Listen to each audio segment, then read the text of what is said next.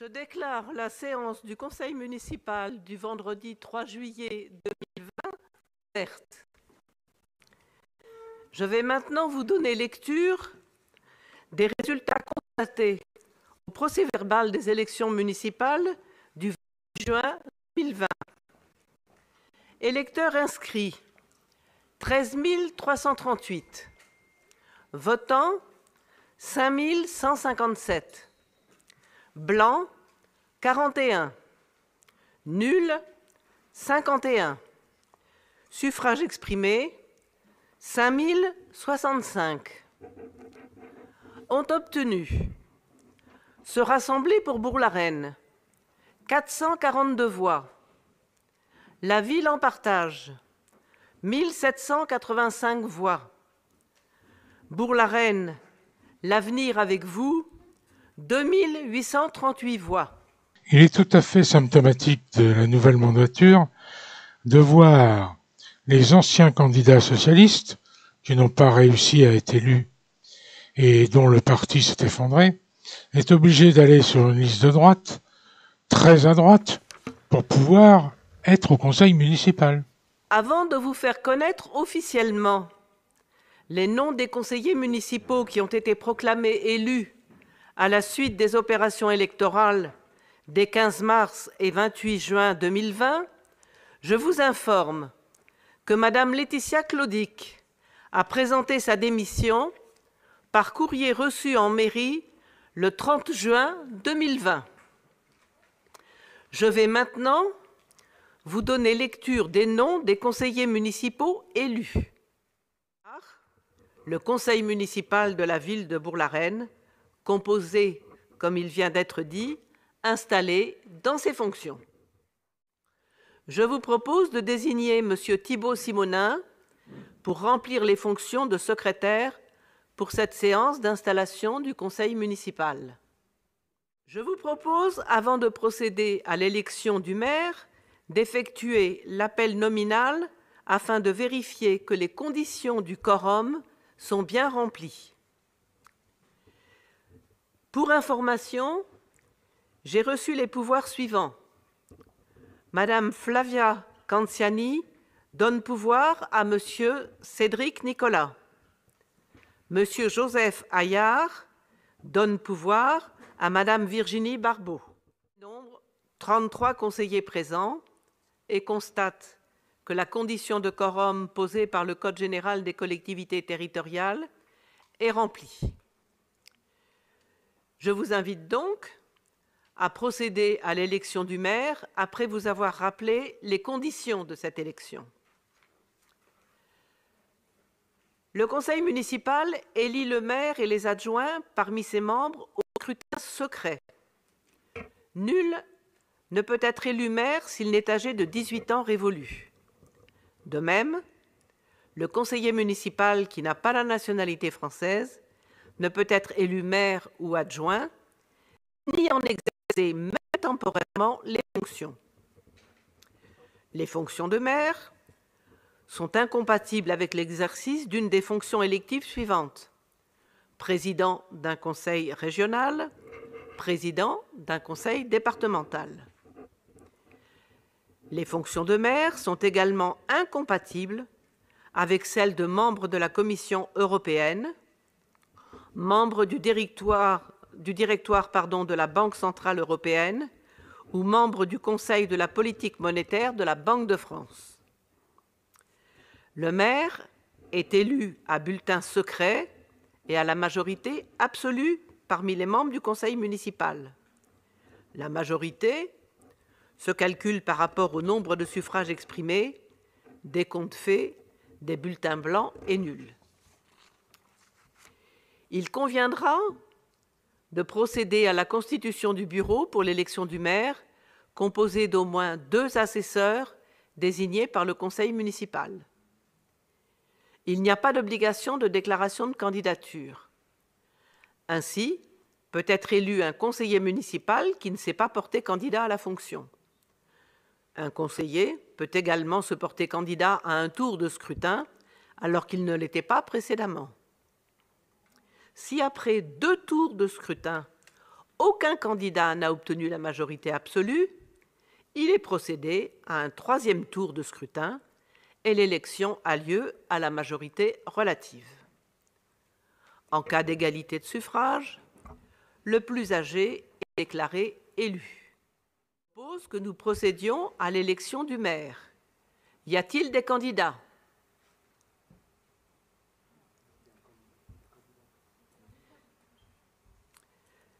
Monsieur Bonazzi et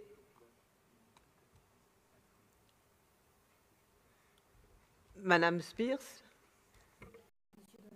pour Monsieur Donat. D'accord. Certains candidats souhaitent-ils s'exprimer avant de procéder au vote? Bonsoir à toutes, bonsoir à tous. Bonsoir aux Réginaburgiens, que vous soyez présents ou ceux qui nous regardent ou qui nous écoutent. Donc, au nom de tous ceux qui ont accompagné la liste Bourg-la-Reine, l'avenir est avec vous, j'ai l'honneur et l'immense plaisir de proposer le nom de Patrick Donat à la fonction de maire de la ville de Bourg-la-Reine. Je voudrais juste ajouter quelques mots. Vous avez tous pu constater que Patrick Donat, ces derniers mois, ces dernières années, a toujours été très présent, très attentif, énormément sur le terrain, travaillant sans relâche, suivant sans relâche. Rien ne lui échappe, hein, donc nous devions assurer un suivi certain et délicat pour certains services parfois, mais cela a témoigné, a démontré qu'il était parfaitement en mesure d'assurer cette magnifique mission qui est celle d'un maire d'une ville telle que la nôtre. Quelques mots avec Patrick Donat qu'on retrouve souvent, de l'écoute, toujours du dialogue, énormément de travail, un travail sérieux, très approfondi, une détermination sans faille et un dynamisme communicatif. Donc quelques mots qui caractérisent celui qui a su choisir, qui a su rassembler des femmes, des hommes, certes diverses, par leur culture, par leurs compétences, également par leur cheminement personnel, mais qui sont tous unis pour agir ensemble, pour s'engager au service de tous les Réginaburgiens, pour une ville évidemment qui nous est très chère. Donc oui, vous pouvez faire confiance à Patrick Donat, car il saura, avec le respect, avec beaucoup d'humanité, entouré de son équipe, agir avec calme, maîtrise et réactivité, aller de l'avant, prendre soin des plus vulnérables, préserver le cadre de vie de Bourg-la-Reine en associant toujours le plus grand nombre d'entre vous et d'entre nous pour un projet moderne, ambitieux et raisonnable. Je vous propose de constituer le bureau pour procéder au dépouillement. Je vous rappelle qu'il convient de désigner au moins 2 assesseurs et vous propose de désigner un assesseur par liste, soit 3 au total. Alors, Alice Ned sera assesseur pour la liste Bourg-la-Reine, l'avenir avec vous. Pour la liste de M. Bonazzi. Oui. Non, par parallélisme, est-ce que je peux faire je comptais faire un commentaire après le vote. Si Mme Spears ayant fait son petit discours avant, je peux bien faire le mien oui. En même temps. Merci, Madame. Donc, je me présente naturellement, je dirais, comme la tête de liste de la liste La Ville en partage au suffrage sans espoir infondé d'être élu. Ce que je voudrais faire avec vous, et rapidement, c'est l'analyse du scrutin. Comme je l'ai dit le soir du dimanche de l'élection, le gagnant de cette élection, à Bourg-la-Reine comme ailleurs, c'était l'abstention. Et je l'ai dit et je le répète, tout ce conseil est bien sûr légitimement élu, mais est très mal élu, les majoritaires comme les minoritaires. 62% des Réginaburgiens ne se sont pas déplacés. Et je crois que le Covid ne suffit pas à expliquer ce manque. Et c'est plus qu'un manque, c'est une crise de démocratie, puisque traditionnellement, et dans cette ville et à l'élection municipale, il y a un fort taux de participation. Je crois que ceci nous oblige à changer le fonctionnement de ce conseil, ou en tout cas le fonctionnement de la ville, et à associer beaucoup plus la population aux décisions qu'elle ne l'a été dans le précédent mandat. J'ai suffisamment fait la critique du précédent mandat dans la campagne pour ne pas y revenir, mais la participation de la population était était bien trop faible.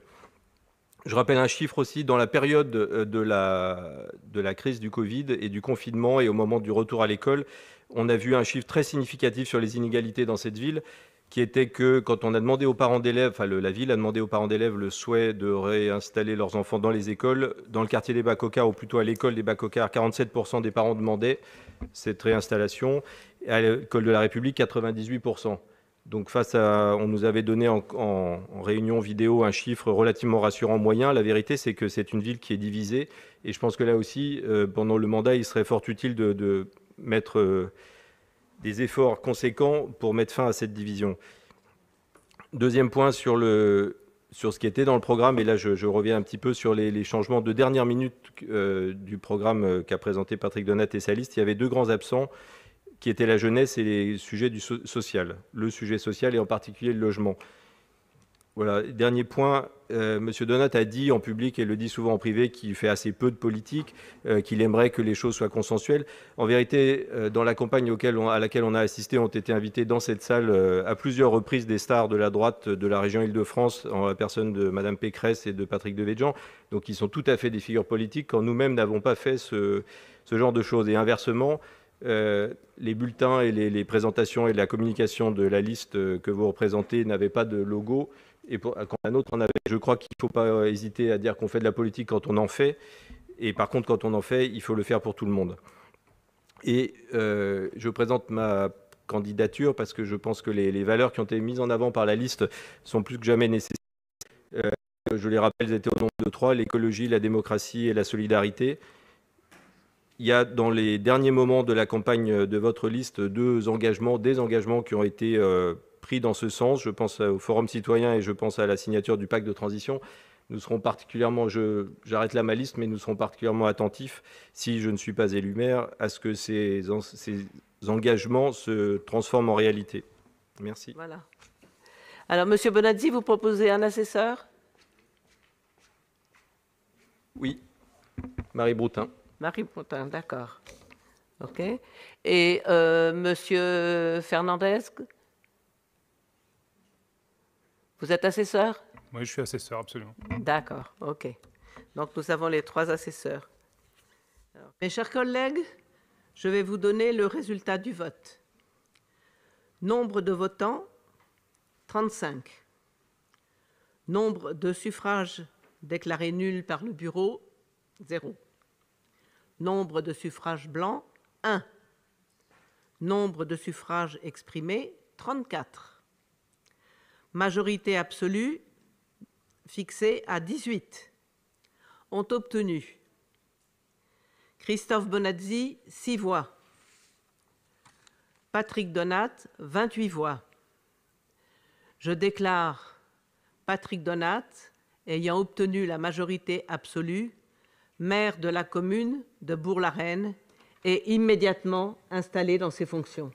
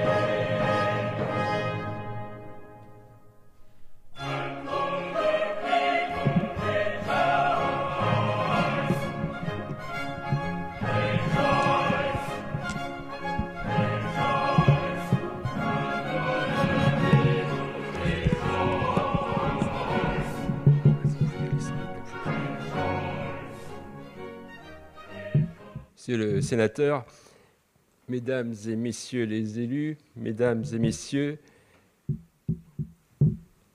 avant de vous remercier toutes et tous pour cette élection, je souhaiterais rappeler la période inédite que nous venons de vivre. Cette crise du Covid-19 a été d'une ampleur et d'une intensité inédite. Celle-ci n'est pas terminée et je vous conseille donc de rester très prudent. Par rapport aux chiffres qui nous ont été communiqués, il y a eu 11 décès liés au coronavirus sur la ville de Bourg-la-Reine. Et je vous propose ainsi d'observer une minute de silence pour nos concitoyens qui nous ont quittés.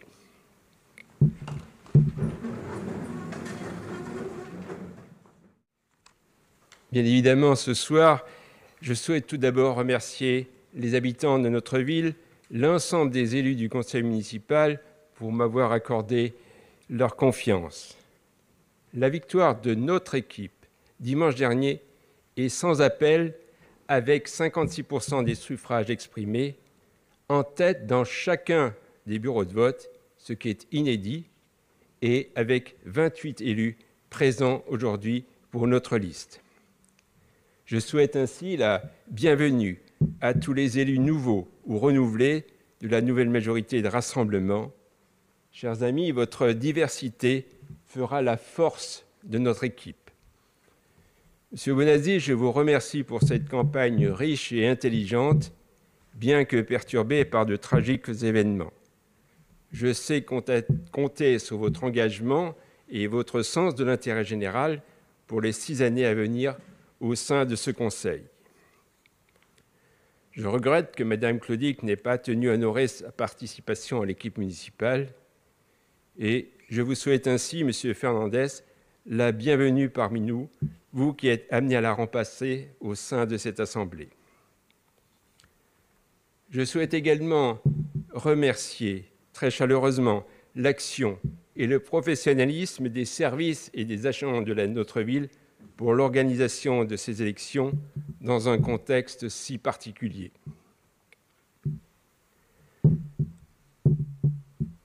Chers amis, après une crise sans précédent, l'exercice démocratique des élections municipales arrive, je dirais, enfin à son terme. Que d'épreuves, que de challenges à relever. Cette crise a été d'une brutalité inouïe. Mais cette crise nous a également permis de nous réinventer. Je cite Albert Camus dans La Peste, il dit « On apprend au milieu des fléaux ce qu'il y a dans les hommes plus de choses à admirer que de choses à mépriser. » Et c'est la pertinence de ces mots qui résonnent aujourd'hui dans notre actualité. Je crois que les collectivités territoriales, et en premier lieu les maires, ont répondu présent à l'appel pour pallier aux difficultés des administrations centrales. Je me félicite de l'action de la ville de Bourg-la-Reine pendant la crise, saluée par ses habitants et les partenaires extérieurs. Mesdames et messieurs, c'est un grand honneur pour moi d'être élu ce soir à la tête du conseil municipal de notre ville. J'espère avoir montré lors du précédent mandat toute l'attention que je portais à Bourg-la-Reine. Je vous assure que je continuerai à travailler pour que le projet que nous portons se réalise à l'image des belles réalisations déjà en place. Être maire aujourd'hui, je l'ai compris au fur et à mesure, c'est constamment s'adapter aux besoins de la ville, s'adapter aux besoins de ses citoyens. C'est une mission républicaine à accomplir qui, je le crois, porte également une part de sacralité. Sur une note plus personnelle, je pense qu'agir en tant que maire ou s'investir dans la société plus globalement, c'est aussi rendre ce que la vie vous a offert. J'ai conscience que le chemin que j'ai emprunté était jusque-là et reste majoritairement confortable et sécurisant. Tous n'ont pas cette chance. Et c'est pourquoi je m'engage aujourd'hui une nouvelle fois dans cette mission de premier magistrat. Développer et accompagner la ville, c'est également savoir tenir la barre dans les périodes houleuses comme la crise sanitaire que nous traversons. Cette crise doit néanmoins nous interroger sur nos modes de vie qui sont au moins partiellement responsables de l'émergence, si ce n'est de la propagation de ce virus. C'est pourquoi nous avons bâti un programme ambitieux en matière de développement durable, un programme où l'urgence climatique sera au cœur de notre action. Je veillerai à ce que le Bourg-la-Reine de demain, dont hériteront nos enfants, soit meilleur encore que celui d'aujourd'hui. L'écologie n'est pas une doctrine politique. Et il est maintenant de notre devoir de passer la vitesse supérieure en termes de protection de l'environnement, justement. Je crois que la société et les citoyens sont désormais prêts. Mais pour cela, il faut savoir faire preuve d'audace. L'audace, par exemple, c'est la création d'un écoquartier à faïencerie qui réinvente la vie dans la ville. L'audace, c'est le pari d'une école innovante et d'un parc d'1 hectare dans notre ville. Il s'agit de bâtir un avenir vertueux où notre ville se démarquera à nouveau par son excellence et ses particularités. Excellence dans la culture, où nous poursuivrons nos larges efforts à travers le nouveau KL, par exemple, et un programme culturel, ambitieux et innovant.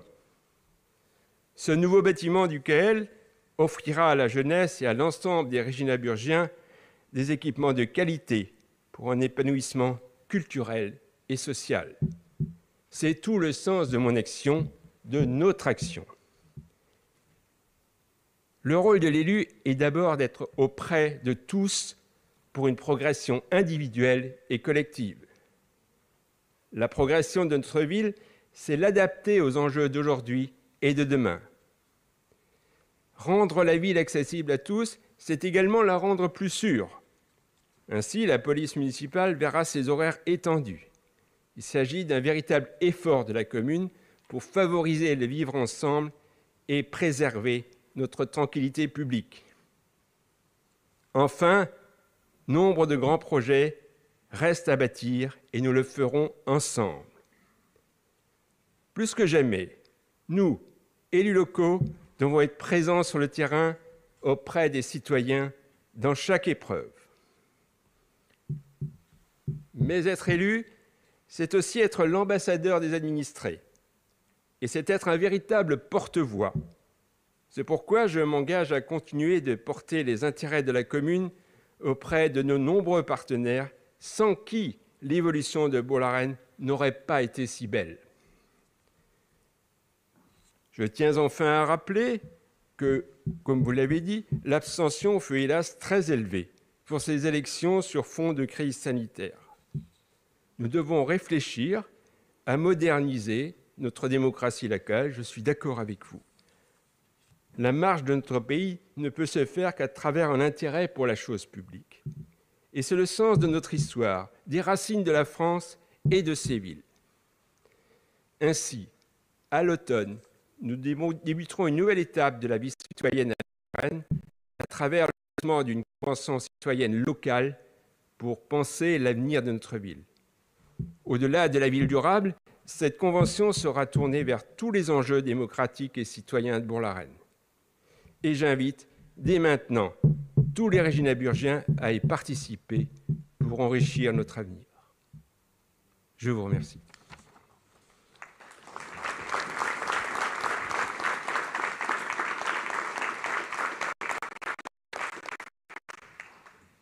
Après ce long discours du maire, il est quand même bon de rappeler aux réginaburgiens que la campagne s'est passée dans des conditions tout à fait exceptionnelles.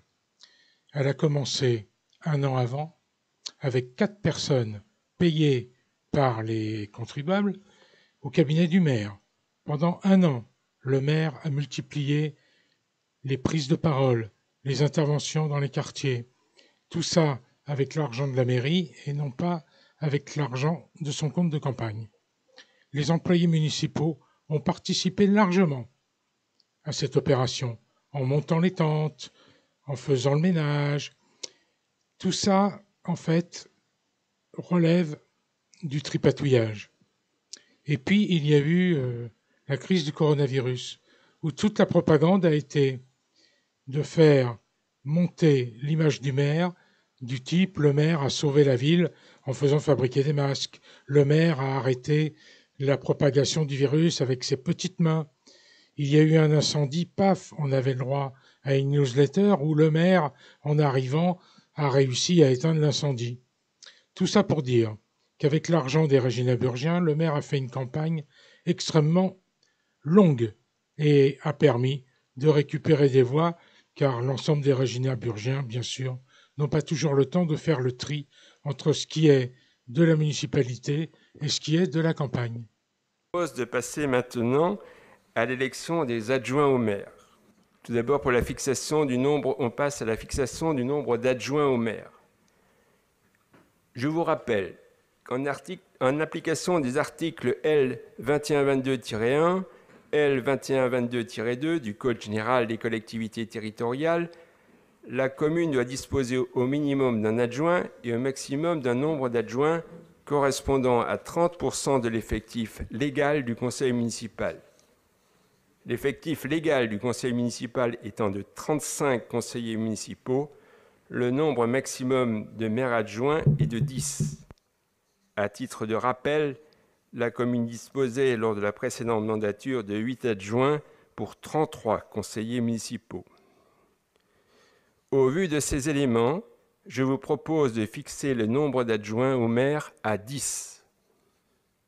Et je vous propose de passer au vote. Qui est contre? Personne. Qui s'abstient? Personne. Unanimité. Merci. Je vous propose de passer à la délibération suivante qui a pour objet l'élection des adjoints. Je vous rappelle qu'en application de l'article L. 2122-7.2 du Code général des collectivités territoriales, dans les communes de plus de 1000 habitants, les adjoints sont élus au scrutin secret de liste à la majorité absolue sans panachage ni vote préférentiel. L'alternance d'un candidat de chaque sexe est obligatoire, mais aucune disposition n'impose que le maire et son premier adjoint soient de sexe différent. Le conseiller municipal qui n'a pas la nationalité française ne peut être élu adjoint au maire ni en exercer même temporairement les fonctions. Si après 2 tours de scrutin, aucune liste n'a obtenu la majorité absolue, il est procédé à un 3e tour de scrutin et l'élection a lieu à la majorité relative. En cas d'égalité des suffrages, les candidats de la liste ayant la moyenne d'âge la plus élevée sont élus. Sont proclamés élus l'ensemble des candidats de la liste ayant remporté l'élection. Les listes de candidats aux fonctions d'adjoint au maire doivent comporter au plus autant de conseillers municipaux que d'adjoints à désigner, mais peuvent être incomplètes. L'ordre de présentation des candidats aux fonctions d'adjoint n'est pas lié à l'ordre de présentation des candidats à l'élection municipale et peut être différent de celui-ci. L'ordre de présentation des candidats, en revanche, doit apparaître clairement. Le dépôt des listes auprès du maire intervient avant chaque tour de scrutin et il n'est pas nécessaire d'avoir été candidat au tour précédent pour figurer sur la liste du tour suivant. Les listes sont bloquées et ne peuvent pas faire l'objet de panachage ou de vote préférentiel. Ainsi, ne sont valides que les bulletins de vote conformes à la liste déposée, tant pour les noms des candidats que pour leur ordre de présentation. Les candidats figurant sur la liste élue sont proclamés adjoints et immédiatement installés. Ils prennent rang dans l'ordre de cette liste. Je vous propose maintenant de laisser un délai de 5 minutes pour le dépôt auprès de moi-même des listes de candidats aux fonctions d'adjoint au maire qui doivent donc comporter au maximum autant de conseillers municipaux que d'adjoints à désigner, soit 10 Merci, candidats. monsieur le maire. Nous déposons une liste de 6 candidats qui sont les membres élus de la liste La Ville en Partage, et tous les élus assis ont par un petit bulletin comportant ces noms. Je dépose également une liste avec 10 candidats. Pas d'autres listes. Je vous donne donc lecture de la première liste d'adjoints au maire présentée par M. Bonazzi, Christophe Bonazzi, Florence Maurice, André Del, Marilène Cœur-Joly, Pierre-Alain Hausseux et Marie Broutin. Et la liste que je viens de déposer: Isabelle Spears, Henri-Pierre Mélone, Maryse Langlais, Philippe Ancelin, Anne Sauvé, Joseph Elgarib, Lise Lejean, Cédric Nicolas, Sylvie Courtois, Serge Carveillant. Je propose de passer au vote et je précise que le bureau sera la même que celui qui a été constitué pour l'élection du maire. Et comme pour l'élection du maire, je vous invite à insérer l'enveloppe dans l'urne qui vous sera présentée à l'appel de votre nom. Je vous donne le résultat de l'élection des adjoints. Nombre de votants, 35. Nombre de suffrages déclarés nuls, 0. Nombre de suffrages blancs, 1. Nombre de suffrages exprimés, 34. Majorité absolue fixée à 18. Ont obtenu liste conduite par Madame Isabelle Spears, 28 voix. Liste conduite par Monsieur Christophe Bonazzi, 6 voix.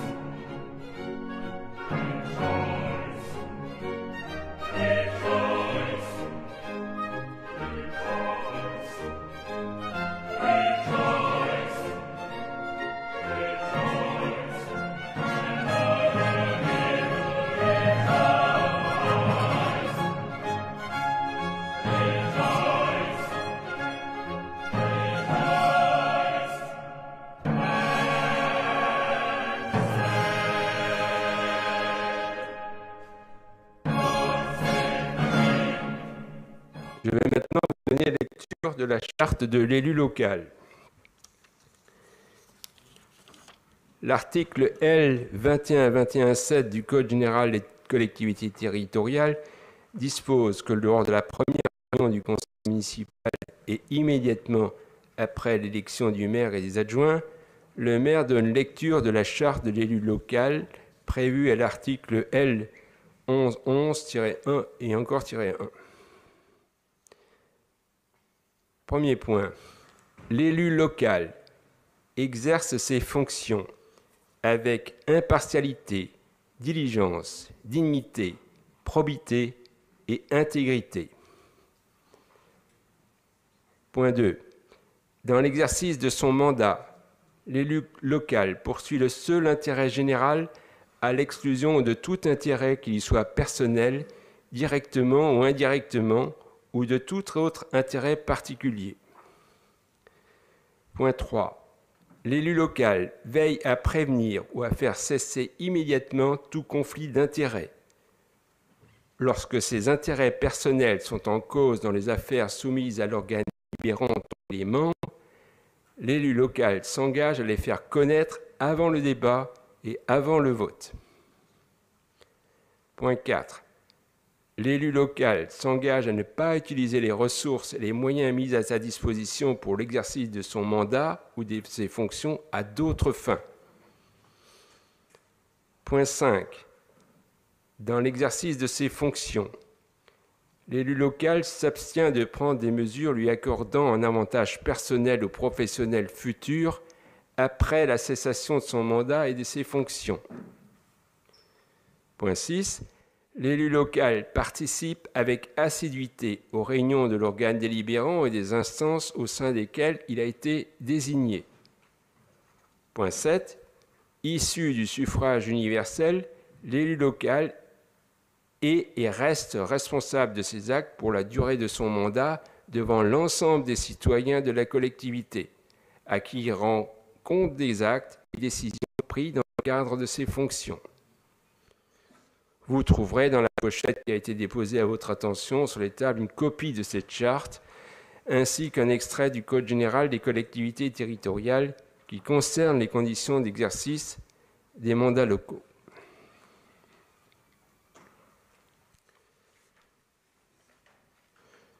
Je vais maintenant vous proposer d'approuver la délégation de pouvoir du conseil municipal au maire en application de l'article L.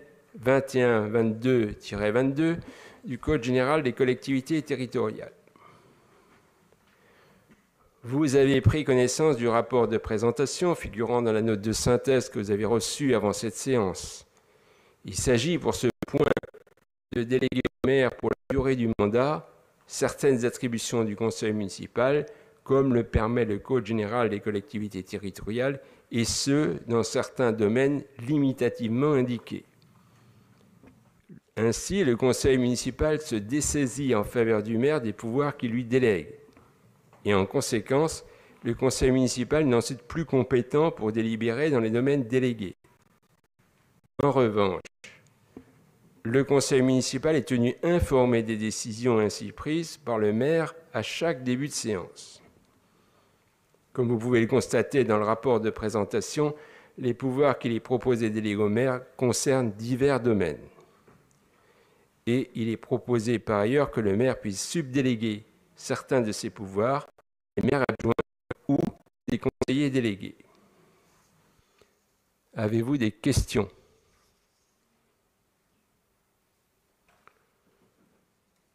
Pas de questions. Je vous propose ainsi de passer au vote. Qui est contre ? Personne. Qui s'abstient ?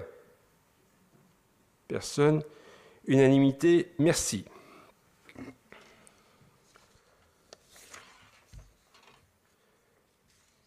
Le point suivant concerne la désignation des conseillers territoriaux pour siéger au sein de l'établissement public territorial Vallée Sud Grand Paris.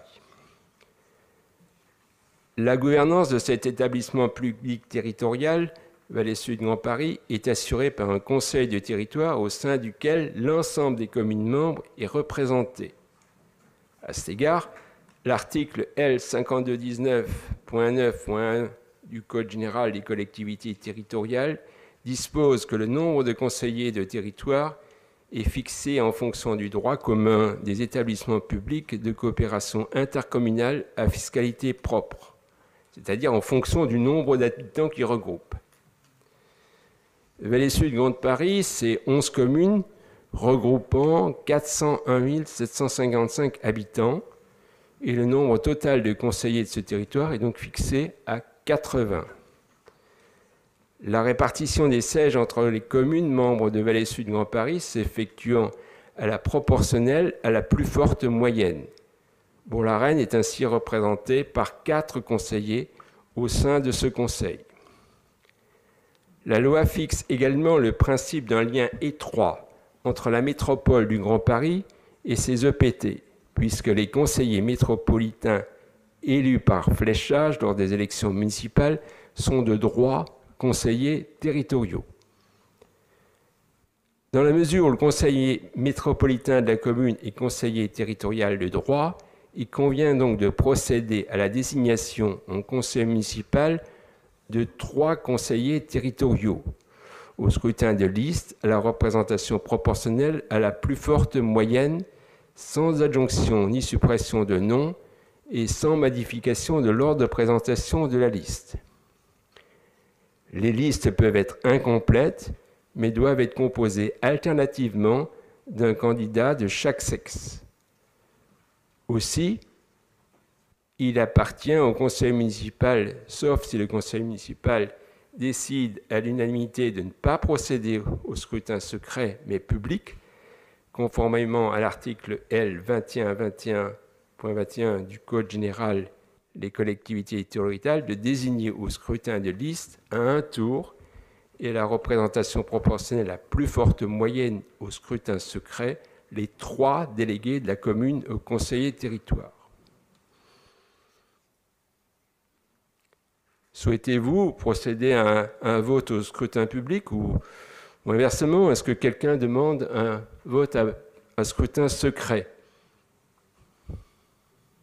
Monsieur Bonazzi, vous demandez un vote à bulletin secret? Oui. Donc nous procéderons à un vote à un bulletin secret.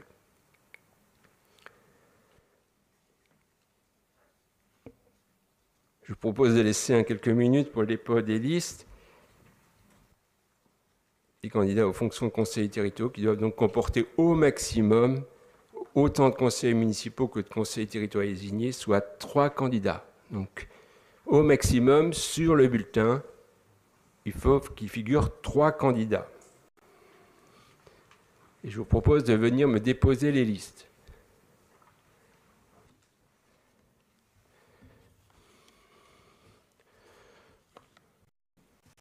Donc, je dépose la liste composée des 3 candidats suivants. Isabelle Spears, Daniel Rupp et Anne Sauvé. Je reçois une deuxième liste avec Christophe Bonazzi, Florence Maurice et André Del. Je rappelle, sur vos bulletins, il faut donc écrire 3 noms, 3 seulement, pour que le bulletin soit valable, ou moins si vous le souhaitez. Non, c'est pas vrai, c'est un scrutin liste, pardon. Il faut 3 noms, et donc soit Christophe Bonazzi, Florence Maurice, André Del, soit Isabelle Spears, Daniel Rupp et Anne Sauvé. Je propose de procéder au vote avec les mêmes scrutateurs. Nombre de votants 35. Nombre de suffrages déclarés nuls 0. Nombre de suffrages blancs 0. Nombre de suffrages exprimés 35. Liste de Madame Spears 28 voix. Liste de Monsieur Bonazzi 7 voix. Ce qui nous ramène en calcul proportionnel. La liste de Mme Spears remporte les 3 sièges. Sont donc élus Isabelle Spears, Daniel Rupp et Anne Sauvé. Je vous propose maintenant de créer la commission d'appel d'offres et la désignation de ses membres. L'article L. 1414.2 du Code général des collectivités territoriales dispose que pour les marchés publics passés selon une procédure formalisée et dont la valeur estimée hors taxe prise individuellement est égale ou supérieure au seuil européen, et ces seuils sont au 1er janvier 2020, 214 000 € hors taxe pour les marchés de fournitures et services, et 5 350 000 € hors taxe pour les marchés de travaux. Le titulaire est alors choisi par une commission d'appel d'offres. L'article L. 1411.5 du Code général des collectivités territoriales dispose que les commissions d'appel d'offres sont composées, lorsqu'il s'agit d'une commune de plus de 3 500 habitants, par le maire ou son représentant en tant que président, et 5 membres du conseil municipal élus par l'Assemblée délibérante en son sein à la représentation proportionnelle au plus fort reste. Et il est procédé selon les mêmes modalités à l'élection de suppléants en nombre égal à celui des membres titulaires. Cette élection des membres titulaires et des suppléants a lieu sur la même liste, sans panachage ni vote préférentiel. Les listes peuvent comprendre moins de noms qu'il n'y a de sièges de titulaires et de suppléants à pourvoir. En cas d'égalité des restes, le siège revient à la liste qui a obtenu le plus grand nombre de suffrages. Si les listes en cause ont également recueilli le même nombre de suffrages, le siège est attribué au plus âgé des candidats susceptibles d'être proclamés élus. Le juge administratif a précisé que la désignation des membres, notamment de la commission d'appel d'offres, doit être obligatoirement effectuée au scrutin secret. Il est ainsi demandé au conseil municipal de décider de la création de la commission d'appel d'offres permanente, puis de désigner en son sein au scrutin de liste et à la représentation proportionnelle au plus fort reste, au scrutin secret, 5 membres en qualité de commissaires titulaires de la commission d'appel d'offres et 5 autres membres commissaires suppléants. Au vu de ces éléments, je vous propose de créer une commission d'appel d'offres permanente. Je propose de passer au vote concernant la création de cette commission d'appel d'offres. Qui est contre? Personne. Qui s'abstient? Personne. Unanimité, et merci beaucoup. Je propose de laisser un délai de quelques minutes pour le dépôt des listes de candidats aux fonctions de commissaire titulaire et suppléants qui doivent donc comporter chacun au maximum autant de conseillers municipaux que de membres désignés, soit 10 candidats. Oui, monsieur le maire, je souhaite déposer une liste, mais avant de faire une brève intervention, la mécanique, on l'a vu pour le territoire et je vous en avais parlé directement avant. La mécanique des votes dans la configuration du conseil fait que si vous n'en avez pas ou l'initiative ou l'acceptation, notre liste ne sera jamais représentée dans ces institutions. Et je parle des commissions d'appel d'offres, je parle de ce qui va venir ensuite, la Société d'économie mixte pour l'habitat social et le CCAS. Nous souhaiterions avoir, comme il a été de fait dans les précédents mandats, une représentation de façon à ce que ces institutions ou ces entités soient plus représentatives de l'ensemble de la population. Je rappelle ce que j'ai dit en introduction et je le redirai sans vous. Malheureusement, tout ce conseil est élu par trop peu de gens et donc il me semble utile que les lieux de délibération soient un petit peu plus ouverts que simplement réservés par la mécanique du vote à votre majorité. Et donc je présente une liste: André Del et Marie Broutin titulaires pour la commission d'appel d'offres, en suppléant Christophe Bonadi, Florence Maurice. Merci beaucoup. Je pense qu'il n'y a pas de problème de représentativité, en particulier pour cette commission. Moi, je présente donc en tant que titulaire Isabelle Spears, Maryse Langlais, Serge Carveillant, Nicolas Wéry et Jean Lacoin. En tant que suppléant, Christophe Gélardin, Jacqueline Fernandetri, Cédric Nicolas, Sylvie Courtois et Fabrice Brel-Turin. Monsieur Fernandez. Je vais rejoindre monsieur Bonazzi sur la représentativité. Je pense qu'on a possibilité d'avoir un autre moyen de pouvoir être représenté. Moi, aujourd'hui, je suis tout seul et je n'ai donc, de ce que je comprends, aucune opportunité de pouvoir représenter les électeurs de notre liste sur ces différentes commissions et je trouve ça particulièrement dommage.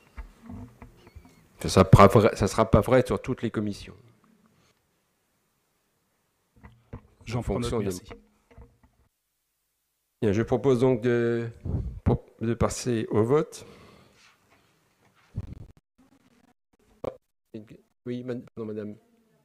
Excusez-moi, oui, bien sûr, oui. Excusez-moi. Je vous remercie, monsieur le maire. Excusez-moi de cette intervention.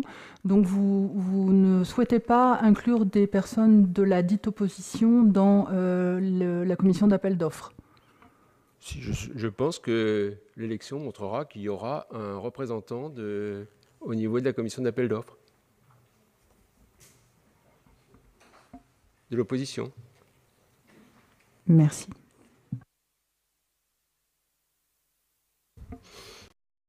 sauf si vous étiez bien évidemment. Bon, je propose donc de passer au vote.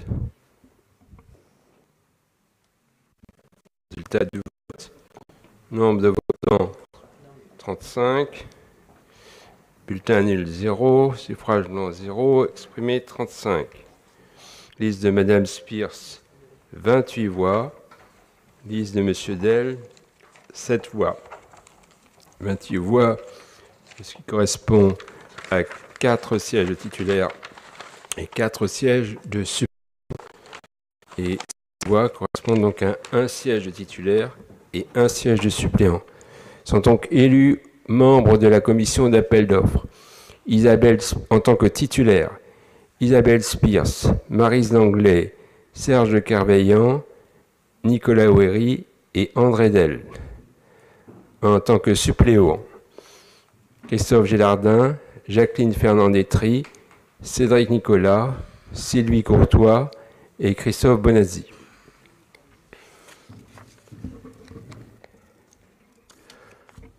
On passe maintenant au conseil d'administration du Centre communal d'action sociale, dit CCAS, et les élections des représentants du conseil municipal.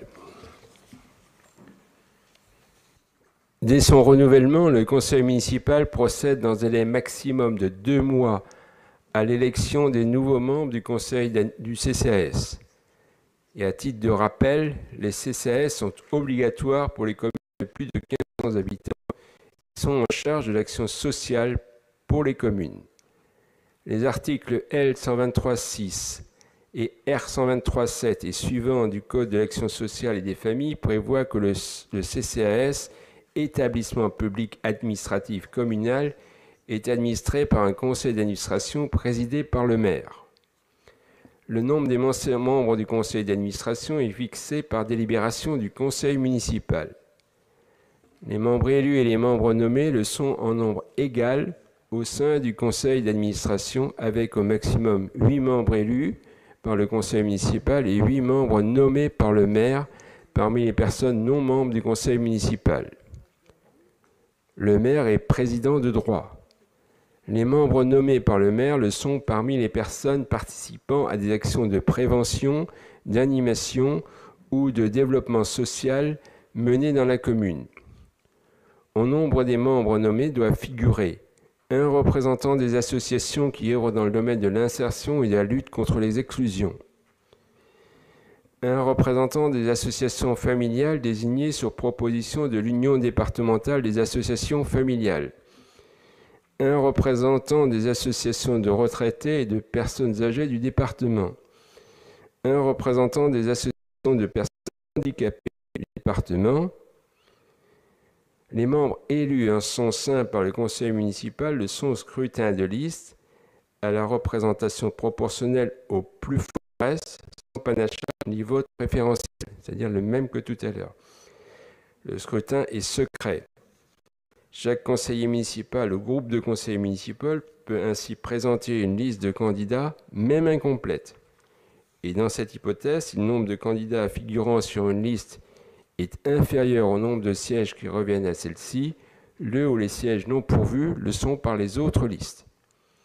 Les sièges sont attribués aux candidats d'après l'ordre de présentation sur chaque liste. Si plusieurs listes ont le même reste pour l'attribution du ou des sièges restants à pourvoir, ceux-ci reviennent à là ou aux listes qui ont obtenu le plus grand nombre de suffrages. En cas d'égalité de suffrages, le siège est attribué au plus âgé des candidats. Pour information, le précédent conseil d'administration comprenait 11 membres. Le maire, président de droit, 5 membres élus par le conseil municipal et 5 membres désignés par le maire. Au vu de ces éléments, je vous propose de fixer à nouveau à 11 le nombre de membres du conseil d'administration du CCAS et d'élire donc au scrutin secret à la proportionnelle au plus fort reste, scrutin donc de liste, les 5 représentants municipaux pour siéger au conseil d'administration du CCAS. Je propose ainsi de passer au vote concernant la composition du CCAS. Qui est contre? Qui est pour? Personne? Vous dormez tous? Bon. Ok. Unanimité, merci. On nous laisse quelques minutes pour le dépôt des listes de candidats en fonction de membres du CCS qui doivent donc comporter au maximum autant de conseillers que de membres élus à désigner, soit 5 candidats. Oui. Oui, nous allons déposer une question et ne soit pas atteint dans la séance du CCS. Et donc, ce serait peut-être opportun qu'il y ait le phénomène des suppléants qui n'est pas prévu, de façon à ce que quand les gens ne peuvent pas être là, ils soient remplacés par leurs suppléants. Je ne sais pas si c'est une possibilité. Non? Bon, on dit que ce n'est pas prévu. C'est pas prévu. Donc, on va étudier la question. Hein. Donc, aujourd'hui, je propose d'élire les 5 représentants. Je propose d'étudier la question. S'il y a une possibilité d'élire des suppléants, on le fera une séance ultérieure.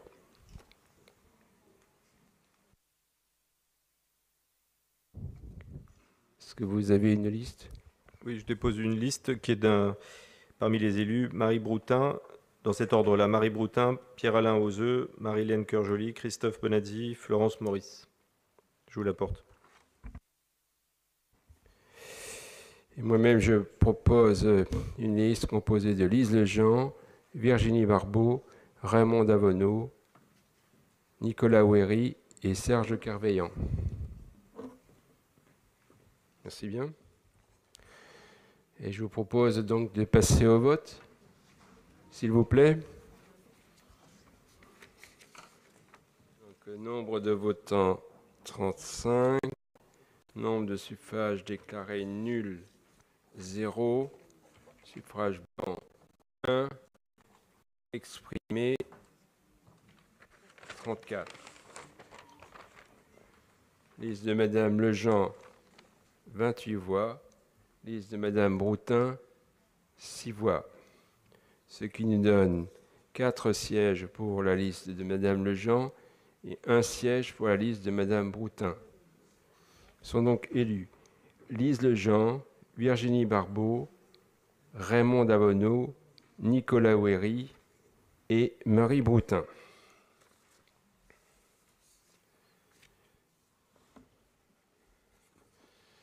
Passons maintenant à la désignation de 6 administrateurs et d'un délégué de la ville qui la représentent aux assemblées générales de la SEML Sceaux Bourg-la-Reine Habitat. L'article L1524.5 du Code général des collectivités territoriales dispose que toute collectivité ou groupement de collectivités territoriales a droit à au moins un représentant au conseil d'administration ou au conseil de surveillance désigné en son sein par l'assemblée délibérante, dans une proportion au plus égale à celle du capital détenu par l'ensemble des collectivités territoriales ou de leurs groupements actionnaires par rapport au capital de la société. Les statuts fixent le nombre de sièges dont ils disposent au conseil d'administration ou de surveillance, ce nombre étant éventuellement arrondi à l'unité supérieure. Les sièges sont attribués en proportion du capital détenu respectivement par chaque collectivité ou groupement. La ville de Bourg-la-Reine est actionnaire à hauteur de 1/3, 33,33% du capital de la SEML Sceaux Bourg-la-Reine Habitat, qui est par ailleurs détenu à 51,66% par la ville de Sceaux et 15% par des actionnaires privés. À titre de rappel, par délibération en date du 27 juin, le conseil d'administration public Habitat de Bourg-la-Reine a décidé de s'adjoindre au regroupement des organismes de logement social de la ville de Sceaux et d'aliéner ainsi son patrimoine à la SEMA, qui s'appelait alors la SEMA Sceaux, Société d'économie, dans l'un des domaines d'intervention qui a pour objet la création et la gestion des logements sociaux grâce à l'agrément dont elle bénéficie, conformément au Code de la construction et de l'habitation. Le conseil d'administration de la SEM comporte 17 membres, 14 représentants des 2 collectivités territoriales actionnaires de la SEM, dont 8 administrateurs pour la ville de Sceaux et 6 administrateurs pour la ville de Bourg-la-Reine. 3 représentants des actionnaires privés. En outre, l'Assemblée générale régulièrement constituée de la SEM doit représenter l'universalité des actionnaires. Ainsi, les collectivités actionnaires de la société doivent être représentées aux assemblées générales par un délégué ayant reçu pouvoir à cet effet et désigné en conseil municipal. Au vu de ce qui précède, il est proposé au conseil municipal de désigner au scrutin uninominal majoritaire un représentant de la ville pour siéger aux assemblées générales d'actionnaires de la SEML Sceaux Bourg-la-Reine Habitat, puis d'élire les 6 représentants de la ville pour siéger au sein du conseil d'administration de la SEM par vote au scrutin de liste majoritaire et donc sans représentation proportionnelle. Conformément à l'article L2121-21 du Code général des collectivités territoriales, ces 2 votes sont effectués au scrutin secret, sauf si le Conseil décide à l'unanimité de ne pas procéder au scrutin secret. Il y a donc 2 votes. Donc tout d'abord, un vote pour l'élection d'un représentant de la ville pour siéger aux assemblées générales de la SEM. Souhaitez-vous un vote à bulletin secret? Oui? Bon. Donc on va procéder à un vote à bulletin secret. Au niveau des candidats, je me porte personnellement candidat. Y a-t-il un autre candidat? Oui, je me porte également candidat. Nous avons donc 2 candidats qui sont... Et je me porte également candidat, monsieur le maire. Donc 3 candidats. Patrick Donat, Christophe Bonazzi et Claude Fernandez. Je propose de passer immédiatement, vous inscrivez s'il vous plaît un nom parmi les 3 sur le bulletin.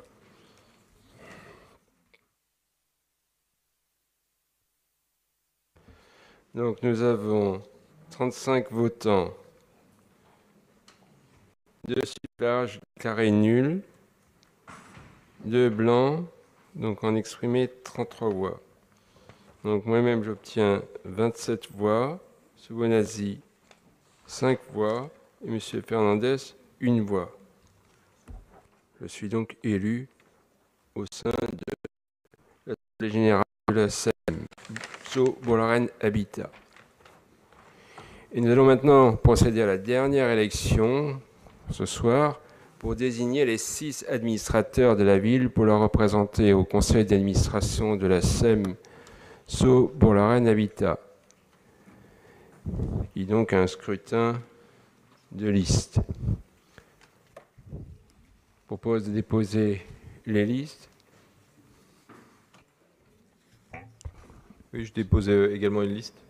Merci. Et je réitère, parce que là, cette fois, ça a peut-être plus de sens, la demande d'avoir un poste dans cette institution, ainsi que, et je le dis aujourd'hui, parce que c'est une séance solennelle, que plus qu'à l'accoutumée, on ait au cours du mandat une restitution et une discussion sur la politique du logement qui est pratiquée par la Société d'économie mixte Sceaux Bourg-la-Reine et qui est trop peu discutée au sein du conseil municipal et donc trop peu publique pour la population qui pourrait lire ces comptes rendus.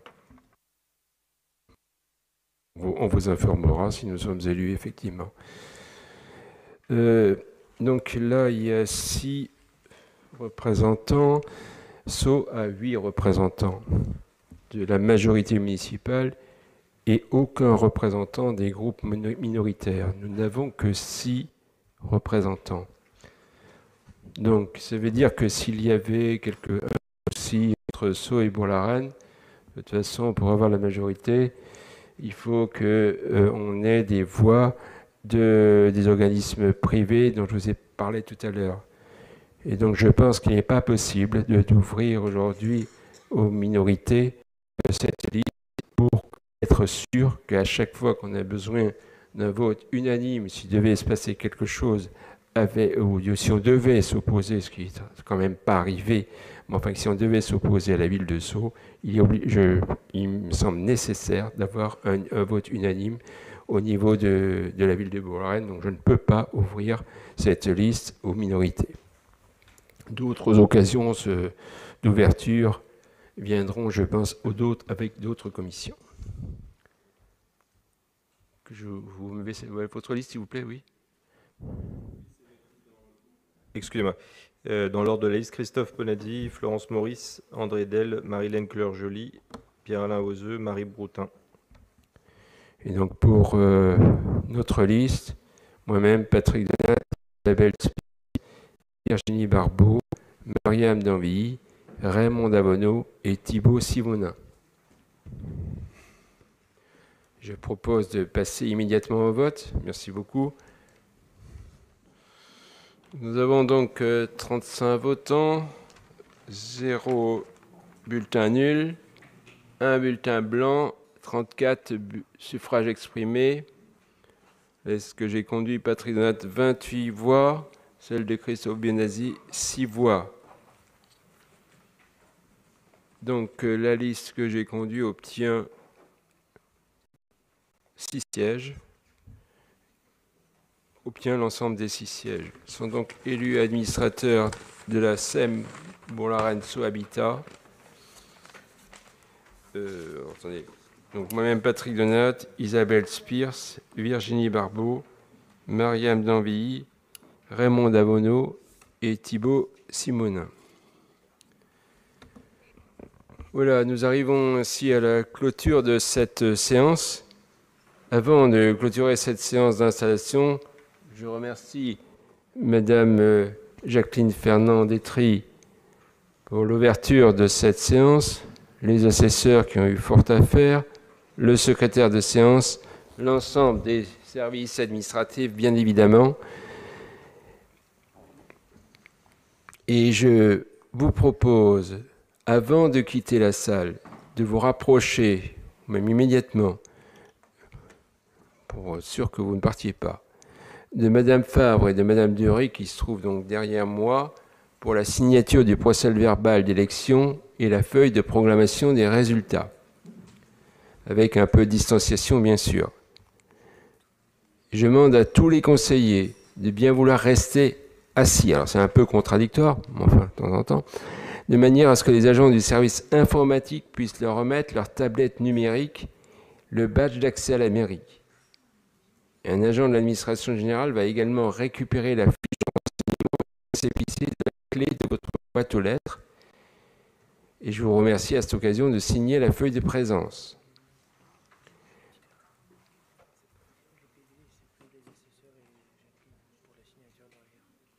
Ah bon? D'accord. Bon, excusez-moi, je reviendrai. Le prochain conseil municipal aura donc lieu ici même, jeudi prochain, 9 juillet, à 14h. Cet horaire est tout à fait inhabituel et exceptionnel, mais est lié à l'ordre du jour particulièrement chargé du fait de la période d'urgence sanitaire notamment, et une soixantaine de points à l'ordre du jour, dont au moins 15 votes. Et la convocation et les documents associés sont téléchargés sur la tablette qui va vous être remise.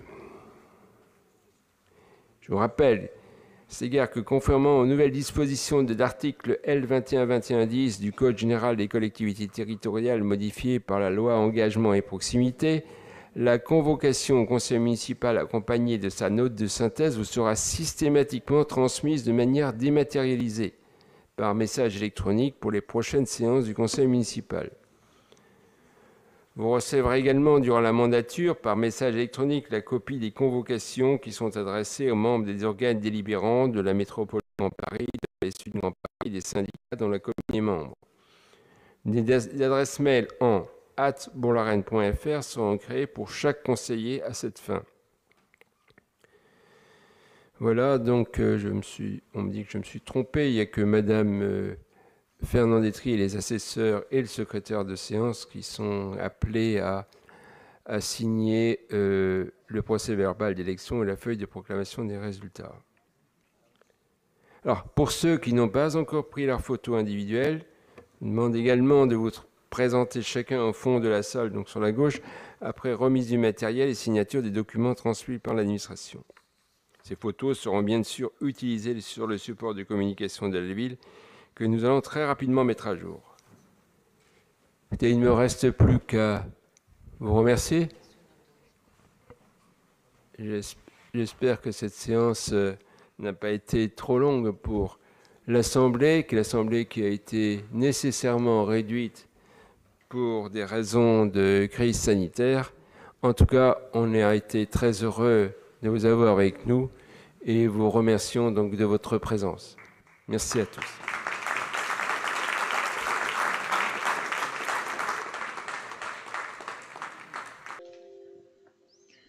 J'ai fait ce compte-rendu non pas pour qu'il ait un poids important à ce jour, mais pour qu'il reste dans les annales. Je crois que tout est dit dans les déclarations du maire et de sa majorité. Rappelez-vous qu'il n'y a, par exemple, aucun remerciement pour les élus de l'ancien conseil municipal, qu'ils soient de la majorité ou de l'opposition. Je pense notamment à Daniel Rupp, qui était dans la majorité, qui était maire adjoint, qui est encore élu. Aucun remerciement sur les mandats qu'il a exercés en tant que maire adjoint. Tout ça est un peu insatisfaisant. Par ailleurs, vous avez pu remarquer que la séance du conseil municipal n'était pas publique pour cause de crise sanitaire. Mais il y avait quand même un public évidemment choisi. La question est donc sur quels critères? Il est fort à parier que le critère était l'assurance d'avoir un public bien choisi pour être bien applaudi pendant la retransmission vidéo. Notez aussi que le projet de la faïencerie a encore été cité et bien sûr il sera maintenu et donc la densification de la ville va se faire puisque ce sera 150 logements supplémentaires, ce que le maire ne dit pas dans son discours. Et s'il réussit à la faïencerie, il y a fort à parier que ce sera l'ensemble de la ville qui sera densifié. Les élections sont passées, mais le combat contre la politique de la majorité élue par moins de 3000 électeurs sur plus de 13 000 inscrits, soit 21,28% des inscrits, reste à mener pour la défense de notre cadre de vie. Il nous reste 6 ans pour construire une alternative crédible.